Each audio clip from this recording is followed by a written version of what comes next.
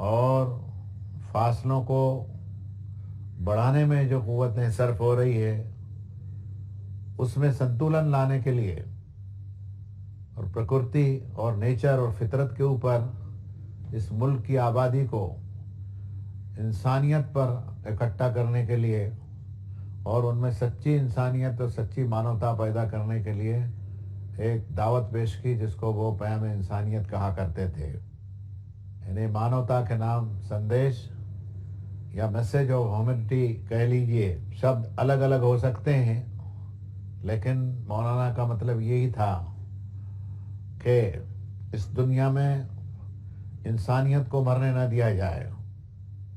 इंसानियत अगर ख़त्म हो गई तो इंसान खुद पशु की जगह ले लेगा और हिंसक प्राणियों के ये झमेले दुनिया में कायम हो गए, जैसा कि अब दिखाई भी दे रहा है।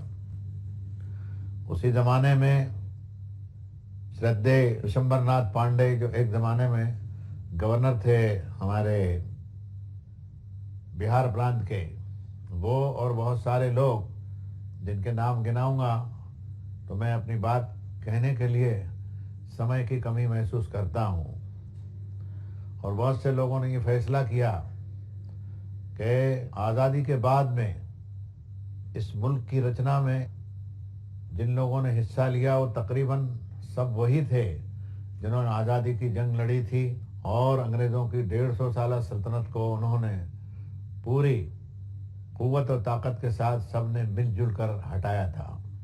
1947 में जब आज़ादी मिली हमें और मुल्क तकसीम हुआ तो उस ज़माने में पंडित जवाहरलाल नेहरू, गांधी जी, मौलाना अबुल कलाम आज़ाद, डॉक्टर अंसारी और मौलाना हुसैन अहमद मदनी, मौलाना हिफ्ज़ुर रहमान साहब और कितने और लोग थे। सिखों में सरदार बलदेव सिंह थे और बड़े दानिश्वरों में राजगोपालाचारी जैसे आदमी थे और बहुत से अनगिनत लोग थे जिन्होंने फैसला किया।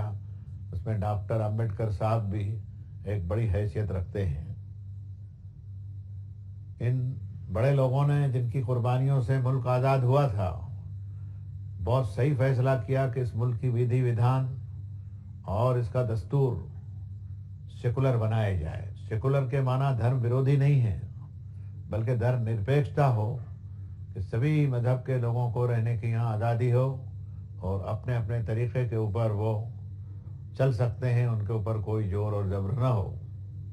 और मुल्क का निज़ाम और उसकी सल्तनत और यहाँ की हुक्मरानी और यहाँ का शासन जो है वो इंसानी बुनियादों के ऊपर चलाया जाए।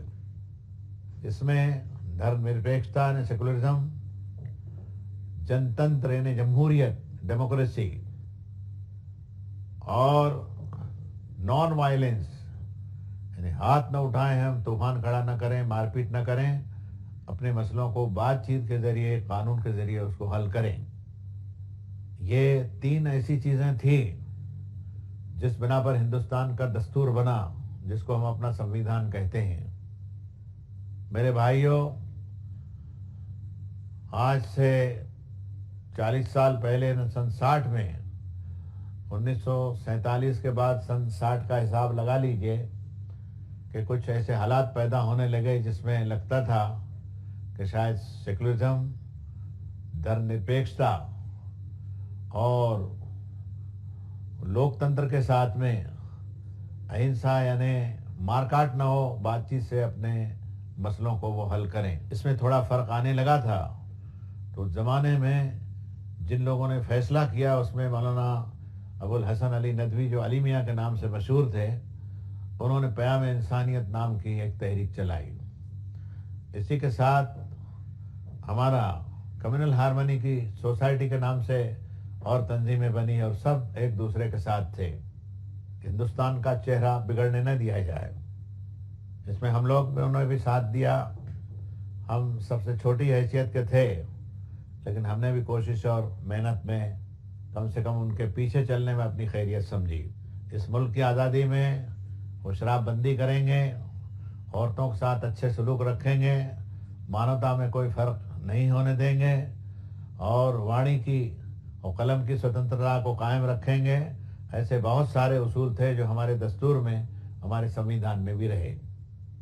میرے بھائیوں، آج میں آپ سے خطاب کرنے کے لیے یہ کہنے میں کوئی حرج نہیں سمجھتا کہ ہم پھر دیواریں کھڑی کر رہے ہیں اور فاصلوں کو بڑھا رہے ہیں اور مانوتا کو توڑنے کی فکر میں لگے ہوئے ہیں، چاہے جانے میں یا انجانے میں۔ اس لیے ہم لوگ بھی باہر نکلے کہ بھائی اگر انسان نہیں رہے گا تو ملک بھی نہیں رہے گا اور مذہب بھی نہیں رہے گا۔ انسانیت اگر رہے گی اس ملک کے اندر تو ہم نمونے کا جیون انسانوں کو، دوسرے ملک کے لوگوں کو، اپنے پڑوسیوں کو بتا سکیں گے۔ اسی وجہ سے پیام انسانیت کی تحریک چلی۔ یہاں ہر مذہب کے لوگ رہتے ہیں اور اللہ کا شکر ادا کرتا ہوں، میں مالک کی پرشنسا کرتا ہوں کہ اس نے اس زمانے میں جب اسلام کی پاون دعوت یہاں پر آئی، یعنی تقریباً 1200 برس سے بھی زیادہ کا عرصہ ہے، 1300 برس ہوئے ہوں گے کہ جمنا کے کنارے ایک چھوٹی سی کشتی آئی، اس میں تھوڑے سے 5-7 آدمی اترے۔ یہ وہ لوگ تھے جو محمد رسول اللہ نے اللہ کے سندیشٹا کے ساتھیوں کے ساتھی، ان کے ساتھی تھے۔ انہوں نے قرآن کا پاون اس ملک کے لوگوں کو دیا۔ وہ نہتے تھے، ان کے پاس ہتھیار نہیں تھے۔ کچھ لوگ، یہ بمبئی جو آپ کا ہے، جو مما دیوی کہلاتا تھا، اس کے ساحل کے اوپر ایک ناؤ لے کے آئے، وہ 12, 15, 25 ہو گئے۔ ایک کشتی ناؤ بھروچ میں آئی۔ اس وقت ہندوستان میں آنے کے لیے بحری راستہ یعنی سمندری راستے جو تھے وہ خشکی کے مقابلے میں، یعنی تھل راستے کے مقابلے میں وہ آسان تھے۔ ایک بڑی کچھ ناؤ ہوگی جو کالی کٹ کے سمندر کے اوپر آئی، جس میں کچھ آدمی 70-75 کے قریب ہوں گے۔ اس سب ملا کر کے 165 کے اوپر نہیں ہوتے۔ انہوں نے قرآن کا پاون سندیش دیا۔ میں ہندوستانیوں کو سلام کرتا ہوں اور ان کا احسان مانتا ہوں کہ جب یہ دعوت یہاں پر آئی تو ہندوستان کے لوگوں نے یہ نہیں کہا کہ نہیں، ہم ایکیشورآباد کی بات کو مانیں گے نہیں، اور ہم یہ نہیں مانیں گے، وہ نہیں مانیں گے، چلے جاؤ یہاں سے، یہ نہیں کہا۔ بلکہ ہندوستانیوں نے حضرت محمد صاحب کی دعوت صلی اللہ علیہ وسلم، جو قرآن مجید کی روشنی میں اور ان کے جیون چرتر کی روشنی میں اس ملک میں آئی، اس کو سویکار کیا، اور مسلم سماج جو ہے وہ دھیرے دھیرے یہاں پر بڑھنے لگا۔ یہ کہنے میں کوئی حرج نہیں سمجھتا ہوں کہ ہندوستان کی اس زمانے کی پرجا نے، وہ جیسی بھی ہو، جتنی بھی ہو، وہ آج کی طرح 100 کروڑ نہیں ہوگی، لیکن جتنے بھی کروڑ تھی وہ اس میں انسانیت تھی۔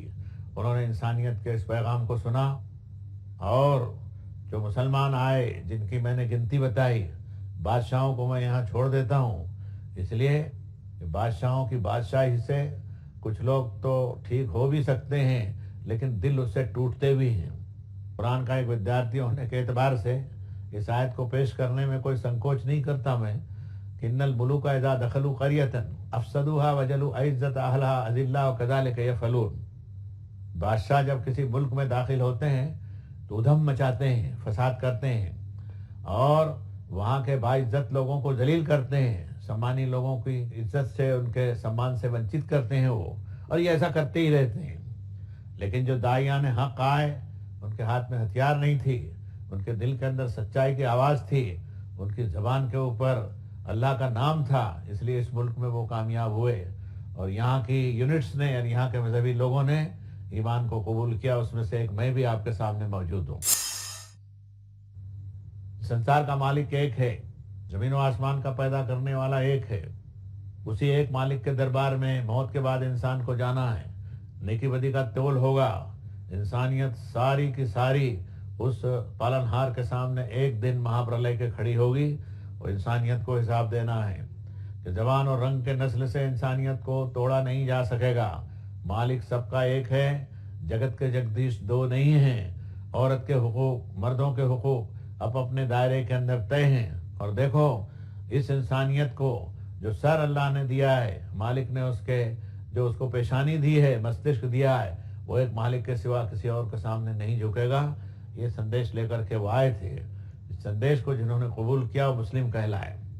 پھر اس مسلم سماج نے اس ہندوستان کی دھرتی کے اوپر جو سیوائیں دی ہے، اس کا بھی میں تھوڑا سا چرچا آج کی اس محفل میں کروں گا، اس لیے کہ جب انسانیت کی بات ہو رہی ہے، وہ لوگ قرآن کا پاون سندیش لے کے آئے تھے، وہ محمد صلی اللہ علیہ وسلم کا जीवन चरित्र लेकर के आए थे। लक़द कान लकुम फ़ी रसूलिल्लाहि उस्वतुन हसना, कि तुम्हारे लिए अल्लाह के पैगम्बर के जीवन के अंदर एक अच्छे से अच्छा बेहतरीन इंसानी नमूना है।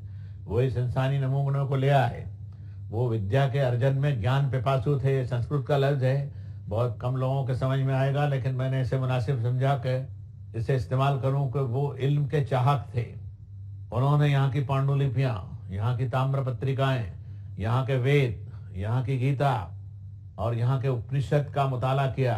संस्कृत जैसी उच्चारण में सकील ज़बान को सीखा। और उनका ये कमाल है कि हर छोटी बड़ी चीज़ को उन्होंने अब अरबी ज़बान के अंदर मुंतकिल किया, भाषांतर किया, फारसी के अंदर किया और सारी दुनिया में यहाँ के इल्म को लेकर के गए हो। यहाँ तक के कि यहाँ का मेंशन ऑफ स्टार का जो इल्म है, जो यानी सितारों सैयारों को 12 वर्गों के अंदर बांट करके यहाँ की प्राचीन संस्कृति में आकाश के बारे में जो नज़रिए दिए गए थे उसका भी उन्होंने जायज़ा लिया और उसमें जो चीज़ें उन्हें मुफीद दिखाई दी वो ले गए। हत्ता के जर्मनी तक यहाँ की फ़िलासफ़ी और यहाँ की धार्मिक श्रद्धाओं के बारे में जो मालूमात थी उसमें बेहतरीन चीज़ों को लेकर के हो गए। ये उनका इतना बड़ा कारनामा था कि उसने यहाँ की प्रजा के दिल जीत लिए।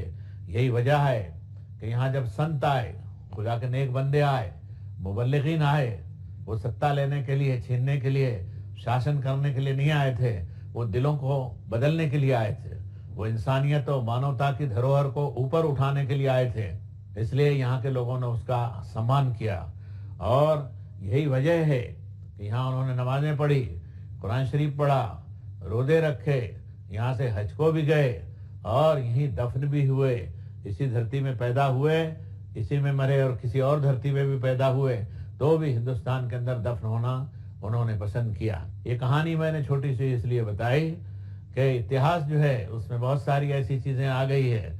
पता नहीं लोगों ने क्यों लिखा कि दिलों को तोड़ने वाली चीज़ें जो हैं उनकी संख्या ज़्यादा मालूम होती है और जोड़ने वाली चीज़ें भुला दी गई। हज़रत मोहम्मद सल्लल्लाहु अलैहि वसल्लम ने फरमाया कि जिसके घर की छाँव तेरे घर के ऊपर पड़ती हो वो तेरा पड़ोसी, जिसके दीवार से दीवार तेरी सटी हो वो पड़ोसी।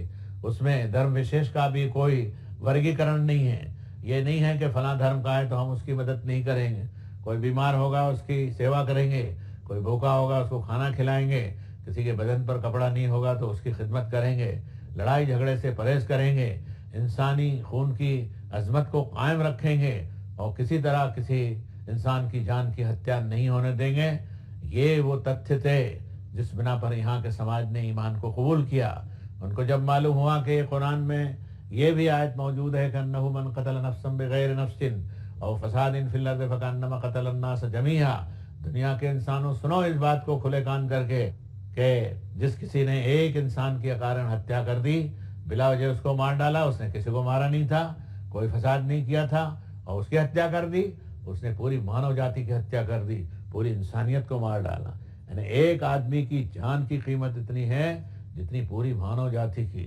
ये बात उनके दिलों को छू गई, खुद हमारे दिलों को भी छुई और हमने उसको ईमान को कबूल किया। मैं उन संतों की, उन खुदा के नेक बंदों की, उन अल्लाह वालों की जिन्होंने यहाँ के इंसानों के दिलों को जीत लिया और यहाँ ईमान की दावत आके जड़ पकड़ गई। और अल्लाह का शुक्र है कि पूरे एशिया के इस खंड के अंदर उन्हीं लोगों की मेहनत से यहाँ पर ईमान की नहरें जारी हो गई और अल्लाह की ये धरती ईमान की दावत से जलतल हो गई। इसमें बादशाही निज़ाम और सत्ता जो है इसकी कश्मकश की वजह से कुछ कौमों के और हमारे फासले जो हैं बढ़ने लगे, कुछ दीवारें उठने लगी, तो उससे जो हालात पैदा हुए वो कश्मकश के और नफरत के हालात थे। इन्हीं हालात की वजह से इतिहास के पन्नों में जो उल्टी सीधी बातें उसमें सच भी बहुत सी हो सकती हैं और बहुत सी काल्पनिक भी हो सकती हैं, लिख दी गई। मैं आज आपसे कहना चाहूँगा कि हिंदुस्तान की इज्जत कीजिए। ये मुल्क एक ऐसा मुल्क है जिसमें दुनिया के सारे मज़ाहिब के लोग आज़ादी से रह सकते हैं। एक और मिसाल देने की इजाज़त दें तो श्रद्धेय दलाई लामा जी जो मेरे अच्छे दोस्तों में से हैं और हमारी उनकी मुलाकातें कई सर्वधर्म सम्मेलन होते हैं तो होती रहती है। जब हमारे पड़ोसी मुल्क चाइना में कुछ ऐसी गड़बड़ हुई कि दलाई लामा साहब रह नहीं सकते थे और हमारे बुद्धिस्ट भाई वहाँ नहीं रह सकते थे, कोई ऐसी सूरत पैदा होती है कि आदमी को देश त्याग करना पड़ता है। उन्होंने देश त्याग किया, वो हिंदुस्तान आए। क्यों आए हिंदुस्तान? उनको किसी बौद्धिस्ट मुल्क में जाना चाहिए था, श्रीलंका जाना चाहिए था, नहीं और भी जगह जाना चाहिए, लेकिन वो हिंदुस्तान इसलिए आए कि हम हिंदुस्तान में जाएंगे, कोई हमको नफरत की नज़र से नहीं देखेगा, किसी आदमी से हमारा लड़ाई झगड़ा नहीं होगा, हमारे लिए हमारा दीन, उनके लिए उनका दीन होगा, इस बिना पर आए। यही चीज़ थी जिसने मुसलमान संतों को, मुस्लिम आलिमों को, मुस्लिम दानिशवरों को कूफा, बसरा और बगदाद में, इराक, ईरान में देखा उन्होंने कि बादशाह से चकपक हुई, रहने देगा नहीं है, खाल खींच के भूस भर देगा या कुछ और करेगा, रहेंगे ईमान पर रह नहीं सकेंगे, और ईमान की बात बोलेंगे तो ये चैन से नहीं रहने देगा। कहाँ जाएं, किधर जाएं? उन्होंने हिंदुस्तान का रुख किया, और मुल्कों में भी जा सकते थे और गए भी, लेकिन बेशतर लोगों ने ख्वाजा मोइनुद्दीन चिश्ती रहमतुल्लाह अलैह और ऐसे बेशुमार बुजुर्ग हैं जिन्होंने हिजरत की और हिंदुस्तान में आके उन्होंने अपना डेरा डाला, और पूरे इत्मीनान के साथ वो यहाँ रहे कि हाँ कोई हमको अपने मजहब पर अमल करने से रोकेगा नहीं। यही हिंदुस्तान की शान थी कि मानवता के स्तर को हम गिरने न दें, आप अपने धर्म पर चल सकते हैं। कुरान ने भी इसकी इजाज़त दी कि ला इकराह फिद्दीन, दीन में कोई ज़बरदस्ती नहीं। फमन शाअ फलयुमिन वमन शाअ फलयकफुर, जिसका जी चाहे ईमान की इस धारा को कबूल करे, जिसको चाहे तो इसके खिलाफ विपरीत और इनकार की धारा को कबूल करे, वो कर ले। वो इसलिए कि भुगतना आदमी को है। इन्ना हदैना उस सबीला इम्मा शाकिरा व इम्मा कफूरा, इंसान को दोनों रास्ते हमने सामने रख दिए। अब जिसका चाहे मालिक को मानने के रास्ते को अख्तियार करे, नहीं मानने के रास्ते को अख्तियार करे, उसमें हुक्म का पालन करे तो सही रहा है, न करे तो गलत रहा है, और उसका नतीजा उसको मरने के बाद भुगतना है। हम कौन होते हैं दुनिया में उसको जबर की ताकत से उसके मन को परिवर्तन करने के लिए? तो मेरे दोस्तों, ये ईमान की दावत चलाने के लिए जो हमारे श्रद्धेय बुजुर्ग आए, हमारे हिंदू भाइयों ने आज तक उनसे मोहब्बत की और उनका नाम आदर से लिया। उसमें ख्वाजा मोइनुद्दीन चिश्ती और हजरत निजामुद्दीन रहमतुल्लाह अलैह और कितने बुजुर्ग हैं कि जिन्होंने दिलों को उन्हें उस सुई धागे से जोड़ा जो उनके आंखों की आंसुओं की लड़ियां थी, और उन्होंने हमारे हिंदू भाइयों के दिलों के अंदर अपनी मोहब्बत पैदा करा दी। तो मेरे दोस्तों, मोहब्बत ऐसी चीज़ है कि असल्लाहु जल्ला बैनकुम बैनल्लज़ीना आदैतुम मिनहुम मवद्दा वल्लाहु क़दीर। मुस्लिम भाइयों से भी कहता हूँ कि जिनमें कभी किसी वजह से आज दुश्मनी पैदा हो गई है, तो कल दोस्ती भी आ सकती है उसकी, और अल्लाह उस पर कादिर है। दोस्तियाँ दुश्मनियाँ हमेशा लंबी नहीं चला करती, आज के दुश्मनों को दोस्त भी बनाया जा सकता है। इसलिए हिंदुस्तान के अंदर दोस्ती की फिजा, अमन की फिजा, शांति का माहौल, सेकुलरिज्म का माहौल, और इंसान दोस्ती और इंसानी खिदमत और इंसानी भाईचारा चलाया जाए, इसके लिए हमारे श्रद्धेय मौलाना अबुल हसन अली साहब नदवी ने और विशंबर नाथ पांडे ने और दीगर दोस्तों ने मिलकर तहरीक चलाई। मैं सबको दावत देता हूँ, इंसानी भाईचारा कायम करने के लिए अपने पड़ोसियों की इज्जत करना, औरतों और बच्चों की इज्जत करना, इंसानी खून खराबे से दूर रहना, तालीम हासिल करना, इस मुल्क की इज्जत का और इसके स्वभाव का और इसकी तारीख का ख्याल करना, और यहाँ इस बात का भी ख्याल करना कि दुनिया के इंसानों के सामने हम इंसानियत का, मानवता का ऐसा नमूना रखें कि दुनिया जब दिल्ली, कलकत्ता, बम्बई, मद्रास में देखने के लिए आए तो उन्हें इंसानी भाईचारा यहाँ दिखे, यहाँ उन्हें इंसानी हमदर्दी दिखे, यहाँ का साफ सुथरा मन, और यहाँ की जो धरोहर हो वो ऐसी ईमान की बुनियाद के ऊपर हो। सारे हिंदुस्तानी जो हैं वो एक मुल्क के बाशिंदे हैं, यहीं पैदा हुए हैं, यहीं वो मरेंगे, इसी धरती से निकले हैं, इसी धरती के अंदर डाल दिए जाएंगे। इनका हिसाब एक दिन होने वाला है, और मैंने कुरान मजीद की आयत जो आपको दी है, ये मेरी तरफ से एक तोहफा ले जाइए। फरमाया कुल्ला इंसान इन अलज़मना होता है रफ़ी उनुक़ी, हर इंसान का नाम अमल और उसका कार्य और काम और जो कुछ उसने अच्छे भले काम किए हैं वो लिख लिखा करके हमने इंसान के गले का हार बना दिया है। और क़यामत के दिन, महाप्रलय के दिन, हिसाब के दिन मालिक के सामने उनको खड़ा होना है, और हम ये कहेंगे कि पढ़ ले अपना किया धरा जो तू कुछ तूने किया है, और आज तेरा हिसाब करने के लिए तू खुद काफ़ी है। ये दिन मृत्यु के पश्चात आने वाला है, इसमें कोई शुबा नहीं है, कोई शक नहीं है। इसलिए मैं कहता हूँ कि इंसानियत को सर्वोपरि मानिए। मानवता संदेश यही है कि इंसान की खिदमत के लिए, बीमार हैं उन्हें अस्पताल ले जाएंगे, किसी की खिदमत करेंगे, भूखों को खाना खिलाएंगे, नंगों को कपड़ा पहनाएंगे, निरक्षर को साक्षर करने के लिए कोशिश करेंगे। और नेशनल प्रॉपर्टी जो हिंदुस्तान की है, चाहे वो रेलें हों, रोड हों, स्टेशन हों, या सरकारी इमारतें हों, या जनता के घर हों, किसी भी दीवार की एक ईंट को भी हम नुकसान नहीं होने देंगे। हिंदुस्तान का नुकसान हमारा नुकसान है, इस मुल्क का नुकसान हमारा नुकसान है।